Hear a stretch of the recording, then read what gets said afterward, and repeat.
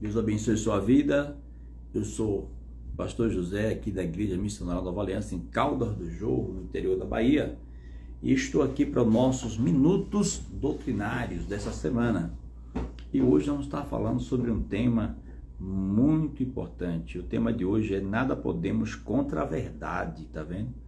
Baseado no texto de 2 Coríntios 13:8, onde diz assim, ó. Veja o que diz. Paulo falando aos irmãos ali em Coríntios, né? Ele falando claramente, porque nada podemos contra a verdade, senão pela verdade. Nada podemos contra a verdade, senão pela verdade. Você já tentou esconder ou negar algo que era verdade? Como se sentiu quando percebeu que a verdade prevaleceu? Quantos de nós, na verdade, já tentamos fazer isso? Esconder a verdade em algum momento da sua vida, em alguma área da sua vida. Quem sabe você já tentou fazer isso e percebeu que não valeu muito a pena, não é verdade? A verdade é um dos pilares realmente do caráter de Deus. Em um mundo cheio de mentiras, falsidade, engano, Deus nos lembra que a verdade é invencível. A verdade é invencível. Podemos até lutar contra ela, mas no final ela sempre vence. Isso é fato. A gente pode até tentar lutar contra a verdade, mas no final ela sempre vence. Vou falar alguns pontos aqui sobre a verdade. Primeiro, a verdade é inabalável. A verdade é inabalável. O que é que diz João 17:17? Santifica-as na verdade, a tua palavra é a verdade.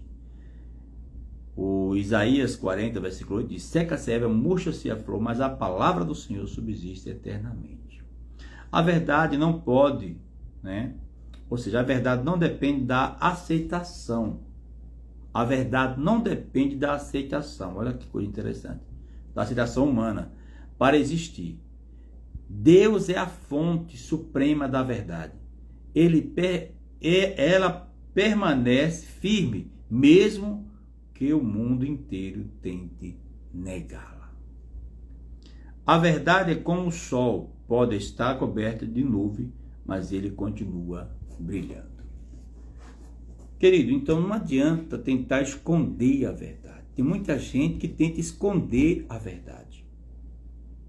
E na religião, na política, né? Na educação, na família, nos negócios, as pessoas tentam esconder a verdade. Vemos na religião algumas pessoas falando de coisas que não é verdade. Digamos, estão ensinando por aí para você que é errado dizimar e ofertar hoje. Ensinam isso para você. E você que talvez goste desse assunto, é mesmo, olha que coisa. Quem está ensinando sobre dízimo e oferta está querendo roubar o povo. Você pode achar que esse ensinamento que diz que não é preciso mais dizimar e ofertar, pode achar que é certo. Você pode até achar que é certo, né? Mas na verdade, a verdade é que isso é errado. Não tem base nenhuma na Bíblia. E eu desafio a você a procurar um versículo que quer, um versículo só, uma frase, de Gênesis a Apocalipse, que é o último livro da Bíblia cristã, onde encontre uma frase ou um versículo dizendo, Deus dizendo assim, eu estou proibindo vocês de dizimar e ofertar. Eu estou proibindo você, porque dizimar e ofertar é pecado. Você não vai encontrar um versículo, nem uma frase falando sobre isso. E desafio qualquer pessoa a procurar e encontrar isso. Mas por que muita gente está falando contra isso?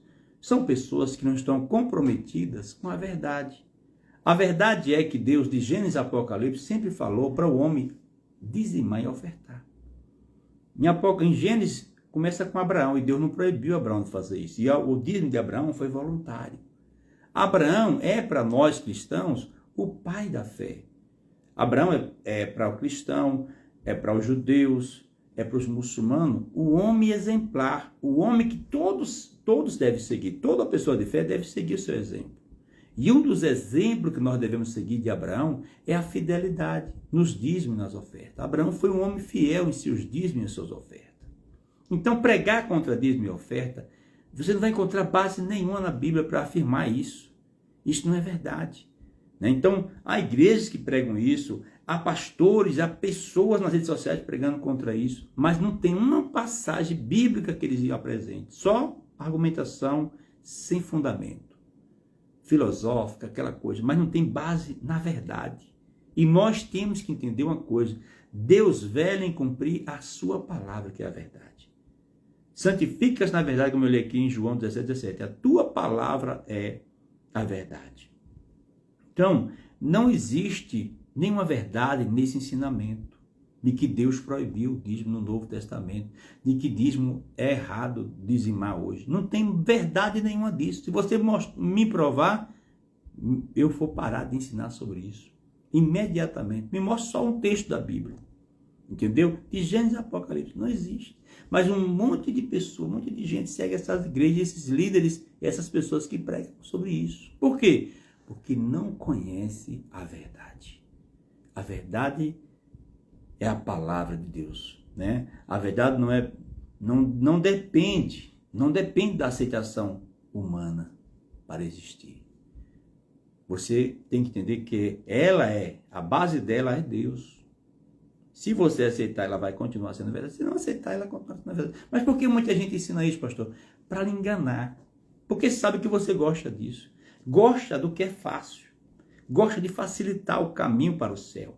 Porque ensinar para você que dízimo e oferta hoje não é mais permitido, é dizer para você que é facilidade, é caminho largo, entendeu? Que você e eu, nós nascemos com a natureza pecaminosa, onde nós só queremos receber, nada de dar. Nós queremos só receber, mas para dar a gente tem dificuldade. Mas só que o nosso Deus nos ensina na prática a dar. Ele deu o seu Filho. Desde o início da criação, Deus nunca deu tudo ao homem. Deus nunca deu. De todos os frutos do jardim, disse Deus, vocês podem comer, menos do que está aqui no meio. Disse você não coma. E sabe por que Deus proibiu Adão de comer aquele fruto e Eva? Porque aquele fruto representava que eles não eram Deus. Adão e Eva não eram Deus. Só Deus é dono de tudo. Só Deus possui tudo. O homem não possui tudo. Quando ele quer possuir tudo, ele se torna igual a Deus, aí ele peca. O anjo que caiu, Lucifer, Satanás, ele caiu porque não aceitou a posição que Deus tinha colocado ele. Ele queria subir acima de Deus, ou se igualar a Deus. Então, porque ele quis isso, ele perdeu sua posição. Quando o homem não aceita a posição que Deus lhe colocou, ele perde tudo. Ele perde Deus, ele perde a comunhão com Deus. Quando o Satanás, a serpente, diz assim para ela, você vai ser igual a Deus. Ou seja, você vai ter a posição que Deus tem. Então ela foi lá e pegou do fruto e comeu. E se tornou no que se tornou. Não igual a Deus, né? Mas veja só, por que Deus não dá tudo ao homem? Porque Deus é o único que tem tudo em suas mãos. O homem não tem tudo. O homem não é dono de nada. O homem não é dono da sua vida. Não é dono dos seus bens. Não é dono dos seus filhos. Não é dono. O homem não tem nada. Tudo que o homem tem é de Deus. O homem é só um mordomo. Você não é dono de nada. Você que se assume como dono de tudo. Mas Deus não lhe colocou como dono de tudo. Deus não colocou nenhum homem, nenhum anjo como dono de tudo. Deus colocou cada um na sua posição. E nós temos que aceitar a posição que temos. A nossa posição hoje é como mordomo. O que é um mordomo? Mordomo é alguém que cuida de alguma coisa que não lhe pertence, não é dele, pertence a alguém. Tudo que nós temos pertence a Deus. Os seus bens pertencem a Deus. E quando é que eu assumo isso? Quando é que eu declaro isso? Não é em palavras só. Ô Senhor, tudo que é meu é teu. Não é nisso. É quando você devolve o dízimo e oferta para o Senhor. Abraão devolveu ao sacerdote na figura representativa de Cristo, Melquisedeque. Melquisedeque é um tipo de sacerdote na figura representativa de Cristo. Ou seja, o sacerdócio de Melquisedeque é eterno. Por quê? Porque ele é a figura representativa de Cristo, que tem um sacerdote eterno, que é o sacerdote eterno. Nós temos um sacerdote eterno, que é Cristo. Então a devolução de dízimo e oferta, querido, não é obrigatório, nunca foi. Mas foi voluntária e por fé, e por uma questão de quê? De reconhecimento que nada é nosso. Davi, ele faz exatamente isso no capítulo 29 de 1 Crônicas. Ele tem esse entendimento, por isso que Davi é conhecido como homem segundo o coração de Deus. Davi devolve ao Senhor as ofertas para o templo. Você pode ver lá o capítulo 29 de 1 Crônicas, capítulo 29, do início ali, até o 14 em diante. Você pode ir até, sabe, é profundo isso. Davi oferta para a construção do templo, primeiro templo, o templo de Salomão. E há a liberalidade nisso. E tudo, ele vai dizer assim, de coração voluntário as pessoas traziam. Então a verdade não é o que ensina por aí, dizendo que dízimo hoje é errado, de que ofertar hoje é errado. Se você encontrar um versículo, repito, na Bíblia, que fale que isso é errado, me mostre. Eu não encontrei até hoje, já li a Bíblia várias vezes, né? Já estudei de forma aprofundada, sobre isso não existe. Mas existe o que? Pessoas com má intenção, querendo lhe enganar, ensinando essas coisas, sem base nenhuma na Escritura. E quando eles criticam quem faz isso, eles não têm um texto bíblico para provar, entendeu? Para dizer que o pastor está errado, olha aqui o texto bíblico, onde Deus diz assim, não traga mais. Pelo contrário, de Gênesis e Apocalipse, Deus incentiva. O próprio Jesus incentivou. Em Mateus 23, 23, né? O que ele cobrou dos fariseus ali, que ele não fizesse apenas essas coisas e negasse a fé, a esperança e o amor. Ele disse, façam isso sem omitir aquelas também. Então, a verdade é que tem que prevalecer na sua vida. Ame a verdade. Se apegue à verdade. E a verdade não é o que o homem A, o homem B, a igreja A, a igreja B diz. É o que a Bíblia diz. A verdade é a palavra de Deus. A verdade não é a palavra de um homem. A verdade é a palavra de Deus. Quando alguém lhe falar alguma coisa, veja o que a Bíblia diz sobre isso. E outra, não apenas em uma parte da Bíblia, veja em toda a Bíblia. Entendeu? Veja no Antigo e no Novo Testamento. Veja o que os profetas, Jesus e os apóstolos dizem sobre o mesmo assunto. Se os três, os profetas, Jesus e os apóstolos, dizem a mesma coisa, esse ensinamento está correto, você deve seguir. Mas se só uma parte diz, a outra não, só uma parte diz, a outra não, você pode descartar. Porque valeu apenas, nós temos que entender que tem coisas do Antigo Testamento que valeu apenas para uma nação que é Israel. Não vale para a igreja, que é formada de diversas nações. Isso é um assunto para um outro momento. Entendeu? Então, em segundo lugar, ninguém consegue vencer a verdade. Primeiro, a verdade, primeiro falamos que a verdade é inabalável. Por quê? A base dela é Deus.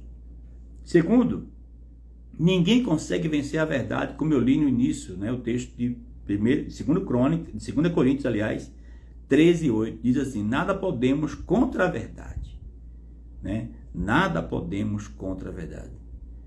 Entendeu? Nada podemos contra a verdade. Charles Spurgeon diz assim, olha, a verdade é como um leão. A verdade é como um leão.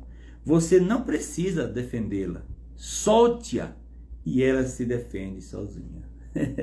A verdade realmente defende sozinha, não é verdade? Mentiras podem até realmente prevalecer por um tempo, mas a verdade sempre triunfa. É como tentar segurar uma bola debaixo d'água, né? Você já tentou segurar uma bola debaixo d'água na piscina, né? Você tenta segurar aquela bola lá debaixo da água. Você pode conseguir por algum tempo, mas ela sempre voltará à tona quando você soltar. Ela vai subir. Assim é a verdade. Você pode até tentar deter ela por um tempo, mas ela vai subir, ela vai sair, ela vai vir à tona. Em terceiro lugar, a verdade, devemos viver e lutar pela verdade. Nós cristãos, nós pessoas de bem, que cremos em Deus, devemos viver e lutar pela verdade. Não devemos jamais ceder à mentira, para a mentira, entendeu? Para aquilo que é falso, para aquilo que não é de Deus. Olha o que diz Efésios 4:25. Por isso, deixando a mentira, fale cada um a verdade com o seu próximo. Deixando a mentira, Efésios 4:25, fale cada um a verdade com o seu próximo. Nós temos que nos comprometer em falar sempre a verdade. Né? Para todos, que a pessoa queira ouvir ou não, a verdade tem que ser dita. Então, o que é que a Bíblia diz sobre realmente outros assuntos que é ensinado hoje, como, olha, depois da morte, né, o homem fica lá na sepultura, olha, o homem fica lá dormindo num sono profundo. O que é que a Bíblia diz sobre isso? É exatamente isso que a Bíblia diz? Não, a Bíblia não diz isso. Isso são ditos por algumas pessoas religiosas que leem uma parte da Bíblia com a interpretação limitada, né? A Bíblia, o que é que a Bíblia diz? A Bíblia diz que o pó volta a Deus que o deu, mas o espírito volta a Deus. O pó, ou seja, o pó, o corpo volta a Deus, volta ao pó, aliás, como era antes, e o espírito volta a Deus como que foi que deu. Quando Jesus estava morrendo na cruz, foi que ele disse: Pai, em tuas mãos eu entrego o meu corpo? Não, em tuas mãos eu entrego o meu espírito. O corpo de Jesus foi sepultado, mas o seu espírito foi entregue a Deus. Entenda, corpo, alma e espírito, nós somos triunidade, né? Triunos, digamos, mas nós não somos, não viemos, nós não vem todo, no corpo, alma e espírito, não vem do mesmo lugar. O corpo veio do pó da terra, mas o espírito foi formado dentro do próprio Deus, porque o lado espiritual é formado em Deus. Como Deus gerou os anjos, ele gerou o nosso espírito, foi formado dentro dele. Ele soprou na narina do homem o fôlego de vida, o homem se tornou alma vivente. Quando o homem morre, o seu corpo volta mesmo para o pó da terra, mas o seu espírito fica sobre o cuidado de Deus. O cuidado de Deus. O homem está ordenado a morrer uma só vez, vindo depois disso o juízo, como está em Hebreus 9, 27. O seu espírito volta para Deus. Ele fica sob os cuidados de Deus. Não pode mais decidir. O espírito não fica vagando por aí, fica sob os cuidados de Deus, né? Sobre os cuidados de Deus. Outro ensinamento que é errado, sobre você hoje tem que guardar realmente, a igreja tem que guardar realmente o sábado. Não tem base bíblica para isso, mas é um ensinamento que está sendo direto ensinado sobre isso. Mas você vai ver aí, Jesus ensinou sobre isso, os apóstolos ensinaram sobre isso. Você encontra ensinamentos baseados no que Jesus e os apóstolos ensinaram? Não encontra. Mas você encontra pessoas pregando e ensinando sobre isso. Mas nada podemos contra a verdade, senão a favor da verdade. Outros ensinam que o inferno não existe, né? Que Deus não vai condenar as pessoas ao inferno. Vem cá, quanto tempo tem de existência da humanidade?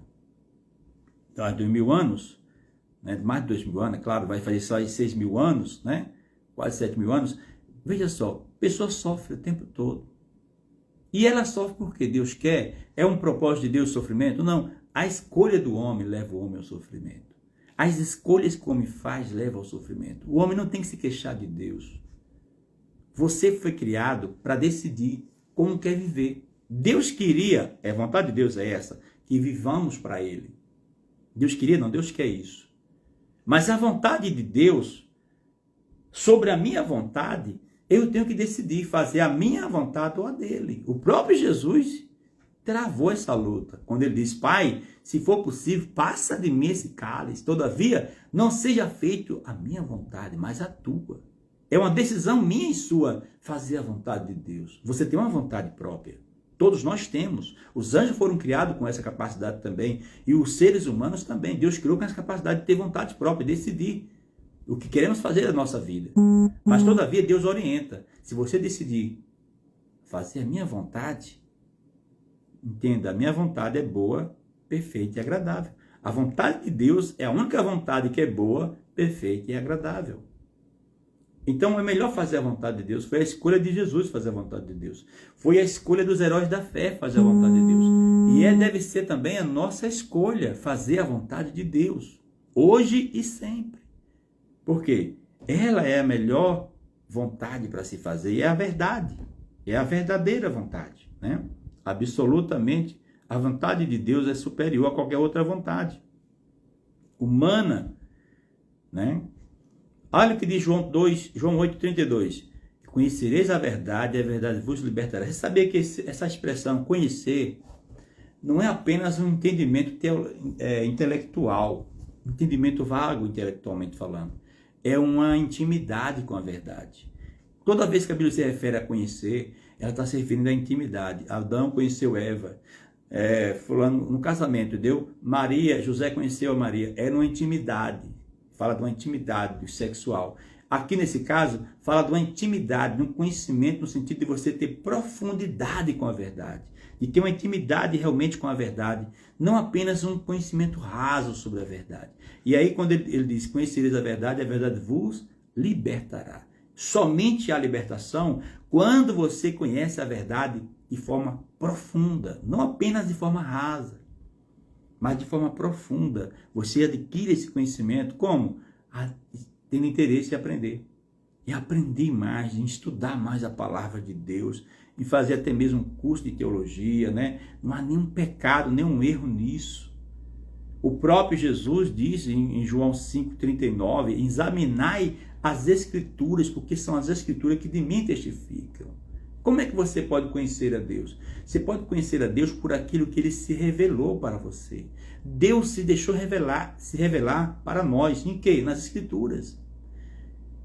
Sabe, eu posso morar com uma pessoa há 200 anos e se eu não souber nada sobre ela, eu não vou conhecer ela. Se ela não falar nada sobre ela, se ela não abrir o coração para me mostrar quem ela é, dizer os gostos dela, né, as vontades dela, eu nunca vou conhecer. Se você morar com uma pessoa 200 anos na mesma casa, sentando no mesmo sofá, e vocês não criaram um diálogo, se vocês não começarem a conversar, você não vai conhecer essa pessoa, nem ela vai lhe conhecer.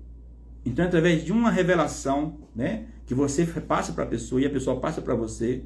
Eu tenho 28 anos casado com minha esposa. Hoje eu conheço mais ela do que quando a gente namorava. E ela me conhece muito mais do que quando a gente namorava. Porque muito tempo junto, conversando, falando o que eu gosto, o que eu não gosto. Ela sabe, ela também falando o que ela gosta, o que ela não gosta. E isso passou a nos conhecer. Eu conheço mais ela hoje do que quando eu namorava apenas com ela. Que encontrava alguns momentos, alguns finais de semana. Entendeu? Com Deus não é diferente. Você não vai conhecer Deus se você não ler sobre Ele. Se você não for atrás do que Ele deixou se revelar, do que Ele disse como Ele era.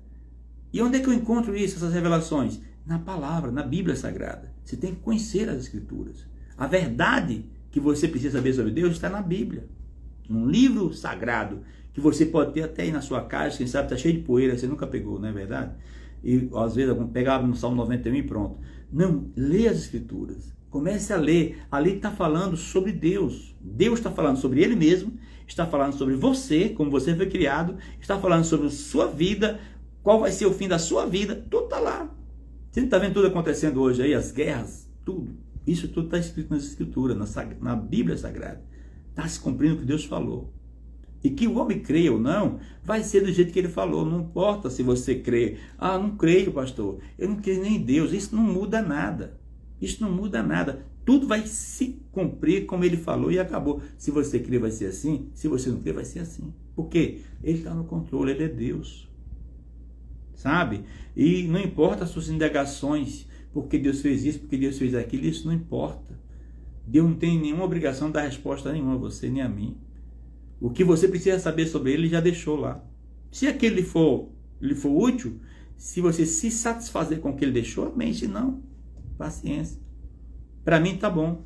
Eu entendi o que Deus quis falar comigo. Eu entendi o que Ele quis se revelar para mim. Eu não posso estudar Deus de uma forma científica, porque Ele não é um material, uma matéria. Ele não pode ser. Porque se Ele fosse estudado de forma científica, provar como Ele existia, como Ele veio existir, se eu conseguisse provar isso tudo, como é que uma mente infinita consegue provar a essência de um ser infinito, de uma mente infinita? Ele não seria Deus. Então, Ele não foi responsável. Ele me criou e Ele deixou informações como eu fui criado. Ele deixou informações como Ele é.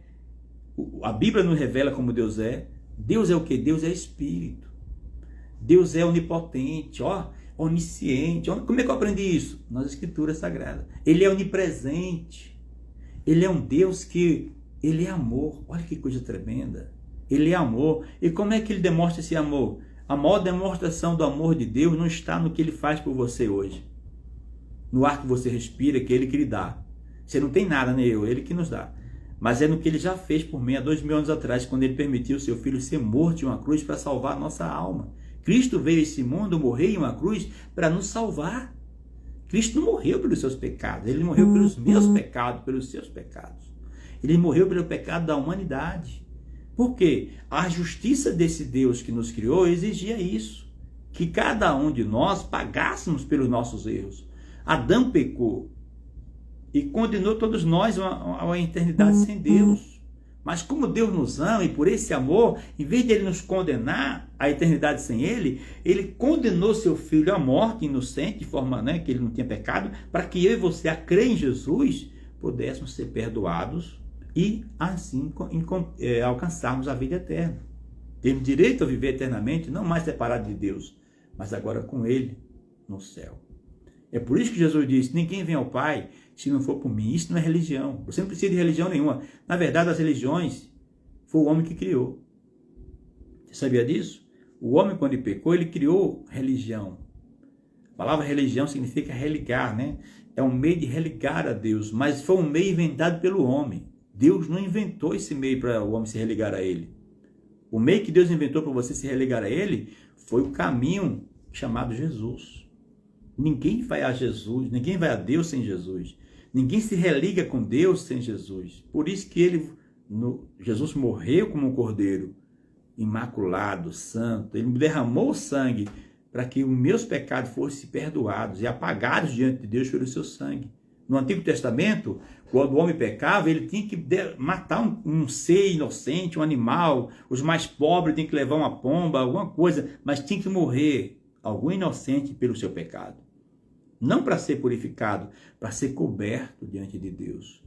No Novo Testamento, na Nova Aliança, Deus matou seu próprio Filho. Cristo não morreu porque não podia se salvar das mãos dos soldados romanos. Se você olhar bem, o texto sagrado diz, lá em João 10, Evangelho de João 10, 19, 18, 19, o próprio Jesus dizendo: olha, ninguém tira a minha vida não, eu dou a minha vida. Eu dou a minha vida para tentar, para tornar retomá-la. Então, queridos, nada podemos contra a verdade, senão a favor da verdade. Você quer salvar a sua alma? A verdade é uma só. Só há salvação em Jesus. Pastor, e a religião A não vale nada para a salvação da sua alma. E a religião B também não vale nada. E a igreja A, a igreja B, nenhuma delas pode lhe salvar. Cristo é o único meio de salvação. A igreja somos nós. O templo existe para que você venha congregar, porque tem uma estrutura para recepcionar as pessoas. Já pensou 100 pessoas na sua casa? Suportaria? Né? 100 pessoas na sua casa agora, daria para você suportar lá? 100 pessoas usando seu banheiro, papel higiênico, tudo? Não tem condição. Então cria-se um templo para você congregar, para ter uma estrutura, para você ter um conforto melhor e maior para congregar com bastantes irmãos e irmãs em Cristo Jesus. Está ali, tem uma estrutura, mas não é o templo, não é a placa lá, Igreja Nova Aliança, Assembleia Batista, que salva não, porque ele não salva ninguém. A salvação da sua alma está em Jesus, você tem que crer em Jesus.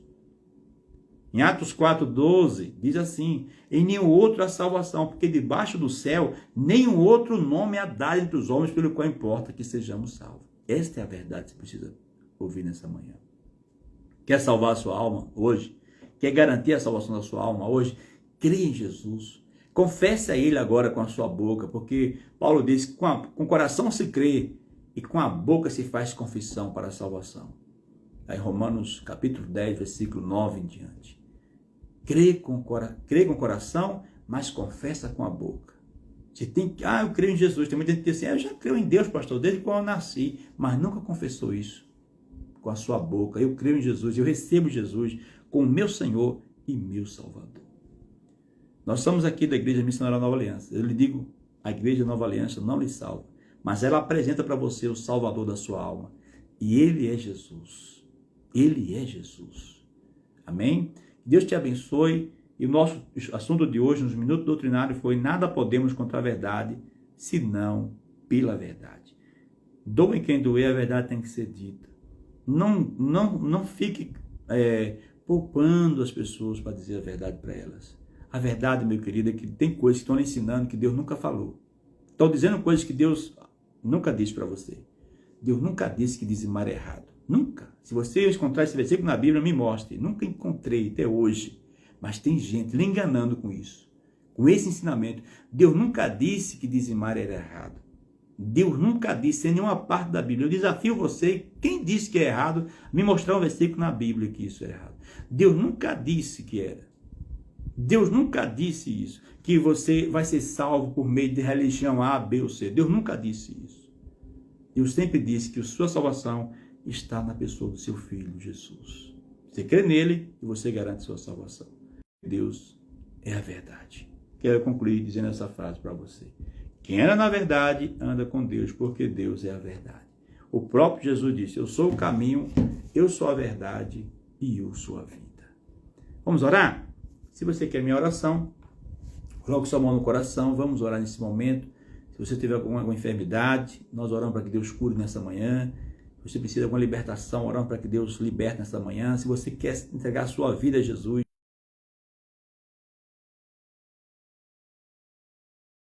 vamos começar por essa oração. Na verdade, vamos começar por essa oração.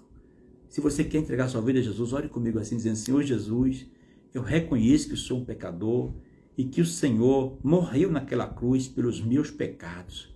E nesta manhã eu me arrependo dos mesmos, me arrependo de todos os meus pecados e te confesso como meu Senhor e meu Salvador. Entra na minha vida e mude a minha história. Se você fez esta oração, Deus está escrevendo seu nome agora no livro da vida e você está assegurando a sua salvação da sua alma. Vou orar para quem está enfermo nesse momento. Pai, eu oro também por aqueles que estão enfermos, com algum tipo de enfermidade, Senhor.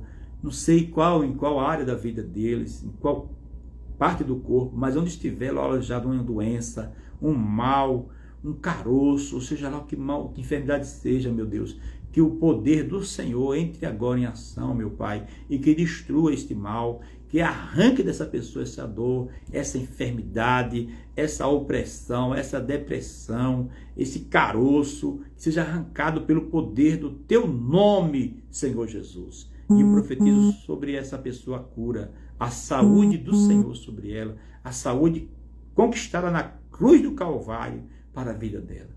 Meu Deus, eu oro também por aquela pessoa que está enfrentando problema no seu relacionamento conjugal, na sua família, para que o Senhor ela receba do Senhor agora livramento, proteção, vitória nesta área da sua vida, que possa haver harmonia nesse lar, que possa haver amor, possa haver, Senhor, compreensão, alegria nesta casa, nessa família, em nome do Senhor Jesus. Eu oro também por aqueles que estão enfrentando crise financeira, pessoas que estão enfrentando problemas nas finanças, Senhor, estão endividadas, para que o céu se abra sobre a vida dessa pessoa, para que as finanças dessa pessoa, meu Deus, venham a prosperar, Senhor. Que o Senhor ilumine a mente dela para uma porta de emprego, ou um trabalho, ou a mesma abrir o seu próprio negócio, que o Senhor esteja abençoando de uma forma poderosa e gloriosa a vida dessa pessoa que nos assiste agora. Em nome de Jesus eu oro, e em nome do mesmo eu te agradeço por tudo.